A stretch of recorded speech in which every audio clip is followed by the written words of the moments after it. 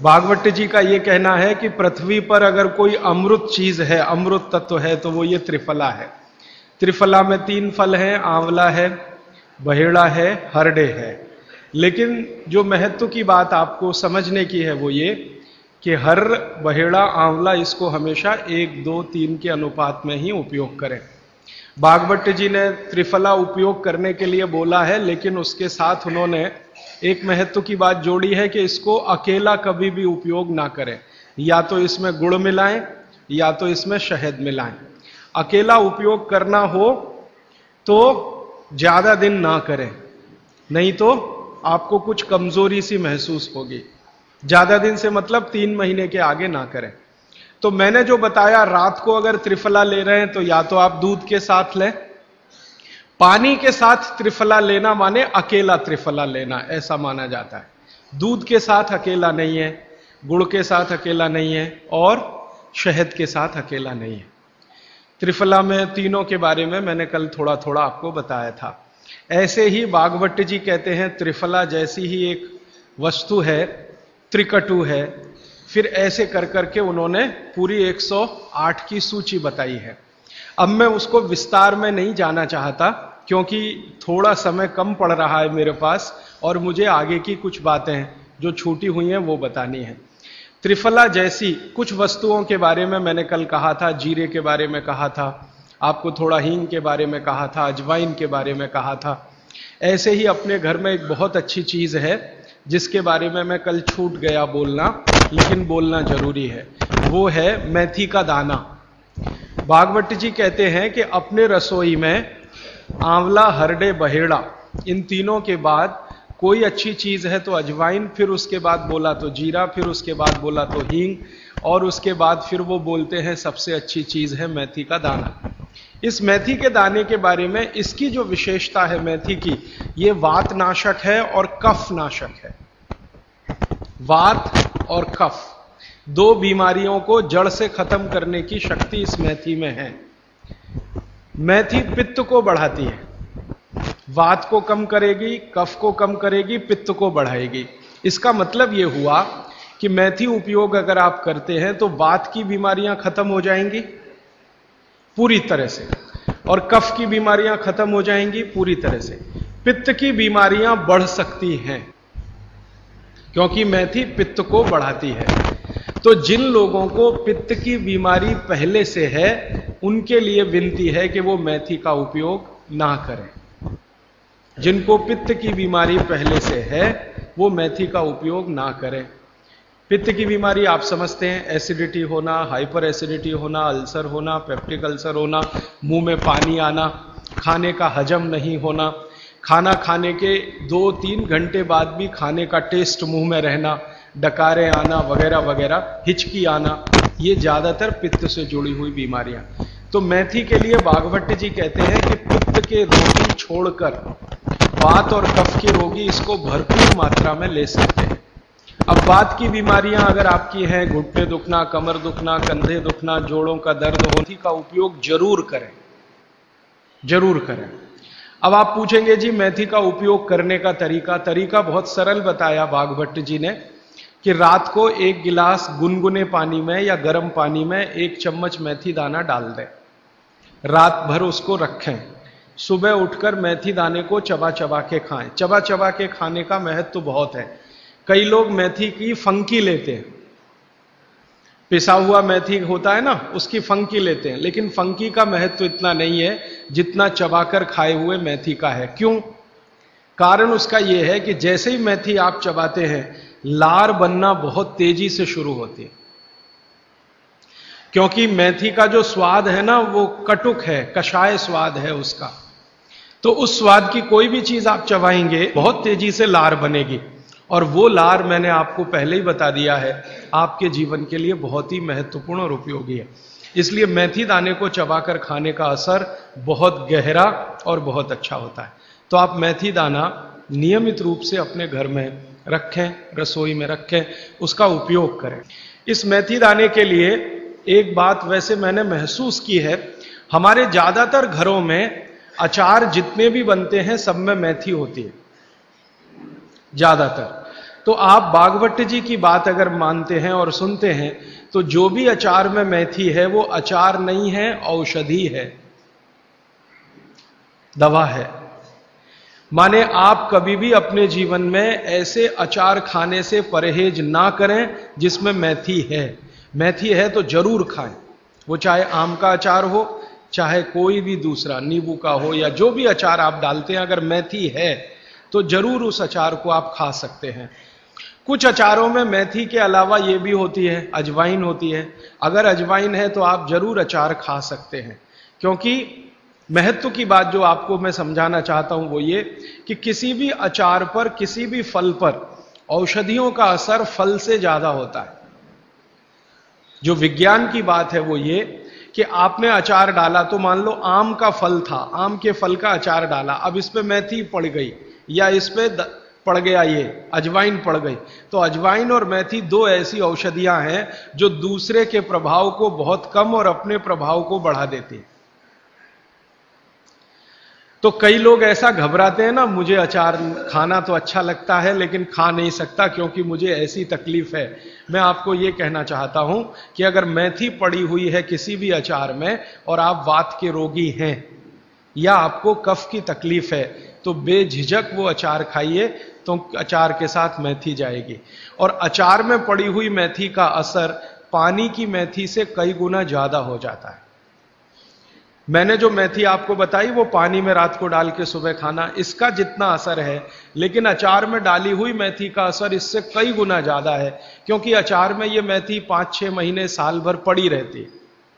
मेथी के बारे में भागवत जी कहते हैं कि तेल में मिलाकर अगर आपने इसको रख लिया तो बात वही है कि अचार में तो तेल भी है, बिना तेल के अचार नहीं है। अब मेथी उसमें डल गई तो आप समझ लीजिए कि इसकी शक्ति जो काम करने की है वो 20 गुनी ज्यादा होती है, कम से कम 20 गुनी ज्यादा होती है। तो इसलिए अचार में पड़ी हुई मेथी जितनी पुरानी होती जाएगी आपको उतनी ही लाभकारी है। और ठीक यही बात उन्होंने अजवाइन के लिए लिखी है कि अजवाइन अचार में पड़ गई है तो आप समझ लो कि वो बहुत गुनी बढ़ गई है। अब मैं ये दूसरे तरह से सोचता हूं कि हमारे घर में जो माताएं बहनें हैं वो कितनी वैज्ञानिक हैं कि अचार के रूप में मेथी को या अजवाइन को इस तरह से डालती हैं। वो अनजाने में कितना बड़ा विज्ञान का काम कर रही हैं। जानकर करें तो आप सोचो कितना गर्व हो, कितना गौरव हो, लेकिन अनजाने में वो कर रही हैं। तो ये बात मैं विशेष रूप से आपके ध्यान में लाना चाहता हूं कि जिस घर की माताएं अचार बनाना जानती हैं वो बहुत वैज्ञानिक है। भले उन्होंने अपनी मां से सीखा हो या दादी मां से सीखा हो या नानी मां से सीखा हो, अनजाने में आपने एक ऐसी चीज सीख ली है जो दुनिया के बड़े बड़े डॉक्टर नहीं जानते। कोई भी MBBS MD डॉक्टर से पूछ के देख लीजिए, उसके बारे में कुछ नहीं जानता। और चूंकि वो जानता नहीं है तो अनजाने में कह देता अचार मत खाओ जी, हाँ नहीं तो ये हो जाएगा वो हो जाएगा। उसको ये मालूम नहीं है कि मेथी दाने का अचार है, अजवाइन का अचार है, जीरे का अचार है, तो ये जीरा है, मेथी दाना है, अजवाइन है, हींग का अचार एक बनता है। तो भागवत जी कहते हैं कि जितने तरह के फलों के अचार हम बनाते हैं उसमें आयुर्वेदिक औषधि अगर पड़ गई है तो वो फल का असर कम है, औषधि का असर ज्यादा है। और आयुर्वेद की औषधियों को कुछ विशेष कॉम्बिनेशन में तेल के साथ अगर आप उपयोग कर रहे हैं तो असर सबसे ज्यादा है। माने भागवत जी के हिसाब से अचार आप जरूर खाएं, लेकिन इसमें उन्होंने बोला है कि अचार महत्व की बात है कि उसमें या तो मेथी हो, या तो अजवाइन हो, या तो जीरा हो, या तो हींग हो, दालचीनी हो, जो भी है, औषधि के बिना अचार ना खाएं। ये है उनका सूत्र। थोड़ा आगे बढ़ते हैं। वो हमारे रसोई घर में एक चीज के बारे में बहुत बखान करते, माने बहुत बढ़ाई करते। वो ये कहते हैं कि जो लोग खाने के बाद पान खाते हैं चूना मिलाकर, वो जिंदगी भर वात के रोगी होंगे नहीं। जो खाने के बाद पान खाते हैं चूना मिलाकर, वो जिंदगी भर वात के रोगी होंगे नहीं। माने चूना वो बोलते हैं सबसे बेहतरीन वातनाशक औषधि है। मेथी का दाना तो है ही, चूना उससे थोड़ा 1 डिग्री ऊपर है मेथी दाने से। चूना सबसे अच्छी वातनाशक औषधि है। चूने के बारे में भागवत जी का बहुत बहुत रिसर्च है, बहुत रिसर्च है, और वो ये कहते हैं कि ये भगवान की दी हुई प्रचंड मात्रा में अद्भुत ऐसी चीज है जो आपके वात के सब रोगों को दूर करेगी। माने घुटने दुखते हैं, कमर दुखती है, कंधा दुखता है, चूना खाइए। फिर वो कहते हैं कि इतना ही नहीं, शरीर में कैल्शियम जो है ना, कैल्शियम ये एक घटक है, माइक्रो न्यूट्रिएंट इसको कह सकते हैं अंग्रेजी में, सूक्ष्म पोषक तत्व है। ये कैल्शियम के बारे में जो गंभीर बात है आज के विज्ञान के हिसाब से जो मैं कहना चाहता हूं, भागवत जी ने तो 3500 साल पहले कह दिया, आज का विज्ञान उसको प्रूव कर रहा है, कंफर्म कर रहा है। वो ये कि कैल्शियम की कमी अगर शरीर को है तो आपको 20 नहीं 50 बीमारियां आएंगी। कैल्शियम की कमी अगर है शरीर को तो 50 बीमारियां आएंगी। क्या क्या आ सकता है? हर तरह का दर्द आपको होगा, हर तरह का, मांसपेशियों का दर्द, हड्डियों का दर्द, सब तरह का। हड्डियों की जितनी विकृतियां हैं वो सब कैल्शियम की कमी से आएंगे। हड्डियों के जितने रोग हैं वो सब कैल्शियम की कमी से आएंगे। फिर वो कहते हैं कि रक्त के बहुत सारे रोग कैल्शियम की कमी से आते हैं, रक्त के रोग, खून की बीमारी। फिर वो कहते हैं कि बहुत सारे कफ के रोग कैल्शियम की कमी से आते हैं। तो कैल्शियम कम नहीं होने देना चाहिए। जो विज्ञान आज का कहता है, आधुनिक विज्ञान ये कहता है कि कैल्शियम वो माइक्रो न्यूट्रिएंट है, वो सूक्ष्म पोषक तत्व है जिसके शरीर में रहने पर ही दूसरे सूक्ष्म पोषक तत्व उपयोगी होते हैं। ये 12-15 साल का रिसर्च है, एक वाक्य में मैंने खत्म कर दिया। कैल्शियम की उपस्थिति में ही बाकी सभी सूक्ष्म पोषक तत्व उपयोगी होते हैं। इसका मतलब यह है कि अगर आपको शरीर में विटामिन सी का असर देखना है तो कैल्शियम चाहिए, विटामिन ए का असर देखना है तो कैल्शियम चाहिए, विटामिन बी का असर देखना है तो कैल्शियम चाहिए, अगर विटामिन डी का असर देखना है तो भी कैल्शियम चाहिए, विटामिन के का असर देखना है तो भी कैल्शियम चाहिए, प्रोटीन अच्छे से आपके शरीर को काम में आए तो कैल्शियम चाहिए, कार्बोहाइड्रेट्स ठीक से आपके शरीर को मदद करे तो कैल्शियम चाहिए, फैट्स आपके शरीर में डिसॉल्व होते रहें और जहां जरूरत है वहां लुब्रिकेशन में मदद करते रहें तो कैल्शियम चाहिए। माने समझ लीजिए कि कैल्शियम अगर नहीं है तो शरीर में सब कुछ बीमारियां आने ही वाली हैं। इसलिए कैल्शियम की उपलब्धता शरीर को होनी ही चाहिए। अब इसके बारे में भागवत जी कहते हैं, आधुनिक विज्ञान ने अभी प्रूव किया, भागवत जी पहले ही कह गए कि हमारे शरीर की 40 वर्ष की उम्र तक, 40 से 45 वर्ष की उम्र तक जो कुछ भी हम खा रहे हैं इसी में से हमको कैल्शियम मिलता रहता है। सबसे ज्यादा कैल्शियम आप जानते हैं दूध में है, दूध, फिर दूध के बाद दही, दही के बाद मट्ठा, मट्ठे के बाद मक्खन, मक्खन के बाद घी, इन सब में भरपूर कैल्शियम है। फिर आपने खाया संतरा, मौसम्मी, नारंगी, अंगूर, द्राक्ष, जो भी खट्टे फल, आम वगैरह वगैरह, सब में कैल्शियम भरपूर मात्रा में है। फिर सबसे ज्यादा कैल्शियम फलों में माना जाता केले में है। केला भरपूर खाना चाहिए क्योंकि कैल्शियम का सबसे बड़ा भंडार है और आसानी से हजम होता है। तो ऐसे जो फल हैं इनका जो कैल्शियम है ये 40-45 साल तक हमें आसानी से मिलता रहता है, क्योंकि शरीर की जो बायोकेमिस्ट्री है 40-45 साल तक एकदम दुरुस्त और तंदुरुस्त रहती है। जठर अग्नि भी तीव्र रहती है, बाकी सब फंक्शन ठीक है। लेकिन जैसे ही 45 की उम्र खत्म होती है, माताओं को यह बात विशेष रूप से कह रहा हूं, बहनों को, माताओं को, जैसे ही आपकी 45 की उम्र पूरी होती है और आपका मेंसिस साइकिल बंद होता है, मासिक धर्म आपका बंद होता है, उसी समय आपको कैल्शियम हजम होना कम होना शुरू होता है। आप कितना भी ये सब चीजें खाएं, केला भी खाएं, ये भी खाएं, लेकिन कैल्शियम उतना पूर्ति नहीं करता, क्योंकि कैल्शियम को शरीर में डाइजेस्ट कराने वाला जो हार्मोन है वो तभी तक आपको है जब तक आपकी मासिक चक्र की शुरुआत है। मासिक चक्र बंद होते ही ये हार्मोन कम होता है। आप जानते हैं कई हार्मोन्स कम हो जाते हैं, तो कैल्शियम डाइजेस्ट होना बहुत मुश्किल होता है। तब आपको जरूरत पड़ती है कि बाहर से कैल्शियम लें। इसलिए सब माताएं इस बात को ध्यान दें और इसको गांठ बांध लें कि 45 की उम्र होते ही चूना खाएं, क्योंकि अतिरिक्त बाहर से कैल्शियम उसी से मिलेगा।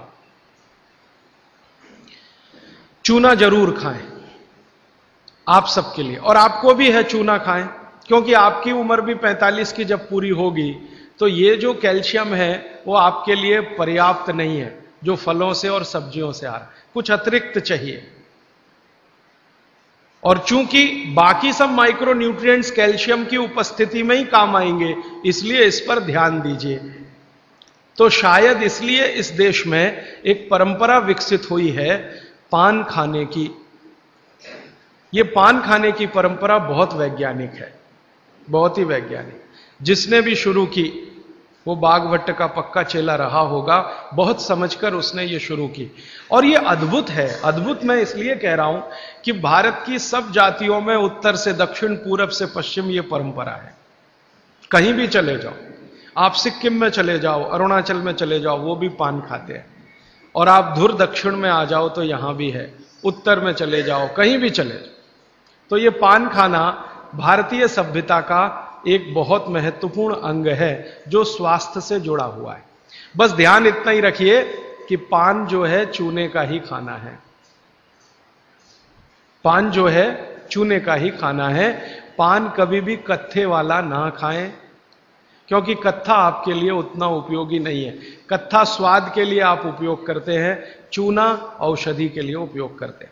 ये बात मैं एक बार पहले भी कह चुका हूं, आज फिर से इसलिए कह रहा हूं कि कुछ नए चेहरे मैं देख रहा हूं। कल बहुत सारे नए और आज भी बहुत सारे नए चेहरे आए हैं। अब वो ये जरूरी बात से वंचित रह जाएं, इसलिए मैंने ये दोबारा से कहा है। तो आपके रसोई में मेथी दाना हो गया, चूना हो गया, पान हो गया, फिर पान के बाद आपको जीरा, हींग वगैरह वगैरह, अजवाइन, ये सब हो गई।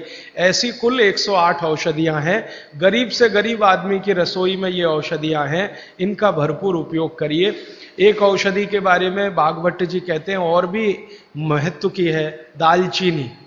दालचीनी के बारे में बाघभट्ट जी कह रहे हैं कि वायु के जितने भी प्रकोप हैं, जैसे दमा, अस्थमा, ये वायु की बीमारियां, अस्थमा, दमा, वात की बीमारियां वायु की, तो इनको खत्म करने में या समाप्त करने में या इन बीमारियों को ठीक करने में बड़ी मदद करता है दालचीनी।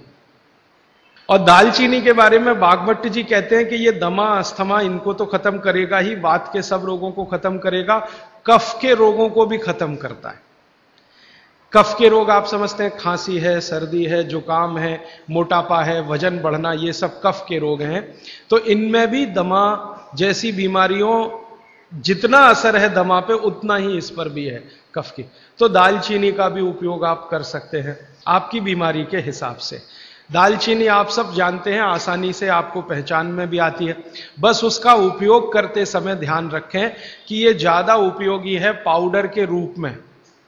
कई बार मैंने देखा है भोजन बनाते समय हम दालचीनी का पत्ता डाल देते हैं या उसकी वो जो छाल जैसी है वो डाल, वो उतना उपयोग नहीं आता जितना पाउडर करके वो उपयोग में आता है।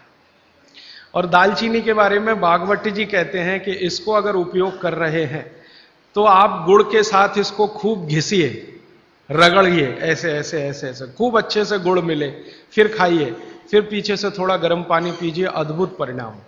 और अगर आप शहद ले सकते हैं तो शहद के साथ तो इसका मर्दन, मर्दन एक शब्द उन्होंने इस्तेमाल किया, मर्दन माने घिसना, रगड़ना। तो वो कहते हैं कि खूब रगड़ करके, मर्दन करके शहद में ऐसे ऐसे ऐसे ऐसे 5-7 मिनट, फिर चाटिए और थोड़ा हल्का गुनगुना पानी पीजिए, तो आपके शरीर के कम से कम तो 50 रोग ये अकेला दालचीनी खत्म कर देगा, कम से कम 50। कफ के रोग और वात के रोग। तो ऐसी बहुत सारी चीजें अपने रसोई में हैं। अभी मैं थोड़ा आगे बढ़ता हूं, रसोई से बाहर निकलता हूं, क्योंकि रसोई में अगर मैं बोलूं तो और 3-4 दिन जाएगा। आपको और ज्यादा विस्तार से ये जानना है तो मैंने बार बार कहा है, पुस्तकें हैं। एक पुस्तक है जो रसोई घर पर ही केंद्रित है, जिसका नाम है स्वदेशी चिकित्सा, और एक दूसरी है सौंदर्य चिकित्सा, माने स्किन के जितने डिसीज हैं बाहर हैं आप ले जाइए। बाघभट्ट जी के ही सारे सूत्र हैं, बस इतना ही हमने किया है कि भाषा थोड़ी सरल की है और उपयोग आप कर सकें आज के समय में, उस हिसाब से उस सूत्र को लिखा है। लेकिन जितने सूत्र हैं किताबों में वो सब परीक्षण करके लिखे गए। 6-7 साल हमने खूब परीक्षण किया है, परिणाम मिले हैं तभी उनको लिखा है, ताकि किसी को फायदा तो हम दें, अच्छा है, नुकसान किसी का ना हो हमारे कहने और करने से।